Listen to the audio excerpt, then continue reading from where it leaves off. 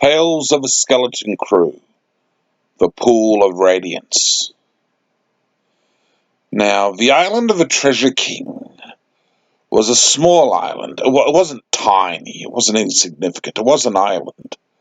But it was a small island. It was by no means a grand landmass of orc or anything of such substance. But it was large enough for there to be two main large mountains thereon, and a few small hills surrounding those mountains. And one of the mountains was on the southern side of the island, southern sort of portion of the island, and one of the mountains was on the northern sort of island. And at the base, near the ocean side of the southern island, was one of the villages. And at the base, on the ocean side of the northern part of the island, of the mountain, base of the mountain, was another village. They were the two villages of dark-skinned natives who had spears and dressed in skins and hunted, and there was some vegetable patches around here and there and things like that, a bit of grazing, and there was roughly about 100 or so in each village. And they were essentially two tribal families which lived on the island. They both spoke the same language, but they had different languages as well.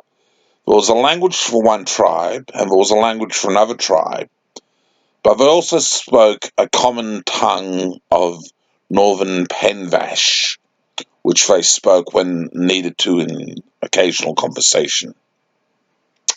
They had canoes and rafts and things like that to get around, and they were not unknown to carry coinage and things like that, and they could, as they declared occasionally to the skeleton crew and to other visitors, as it were, advance with the times, but they preferred a simpler lifestyle, even though they knew the world had moved on. It was far more complex in many ways in their primitive lifestyle, but that's how they liked it. They liked the sun of a sunlight sea and the sedate and gentle spirit of the place.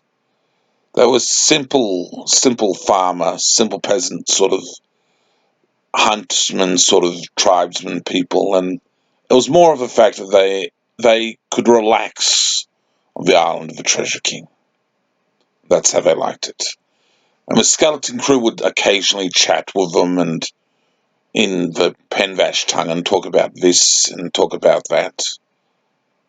And they told them about the Pool of Radiance, which they knew, because they'd been there a few times, which was in between the mountains and a pool, a little billabong, as it were, in the centre of the island, which glowed like the sunlight sea in its own way, which yellow golden gleams of light seemed to light on in little speckles all over the water.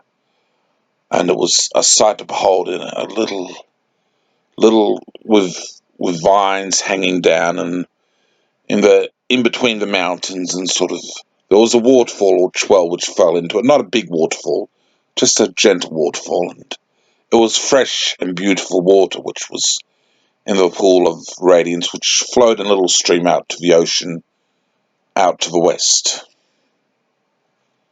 Grimjack would like to sit there and look at it, and Captain Robert would be with him and some of the other skeleton crew, and they'd drink their alcohol there and just look at the Pool of Radiance and relax. And Grimjack said one late one afternoon, "Should I dare sully and defile its waters?" And Captain Rob did that. And he got in and he swam around, the skeleton swimming around, and he dived down, and his eye sockets, behold, gold pieces scattered on the floor. Triumph the elder skeleton crew! And he rushed ashore to show them, "There's heaps down there." Captain Robert nodded. "I know. Give me the piece." Grimjack reluctantly handed it to Captain Robert. Captain Bob. Dread Captain Bob. Nasty Bob. Looked at it for a moment, checked its coinage, and tossed it back into the pool. And there shall it stay, Grimjack. It is the blessing of the pool. It was an old story which captains of a Sunlight Sea would know of, that gold had been there for a reason, that it was a legacy item.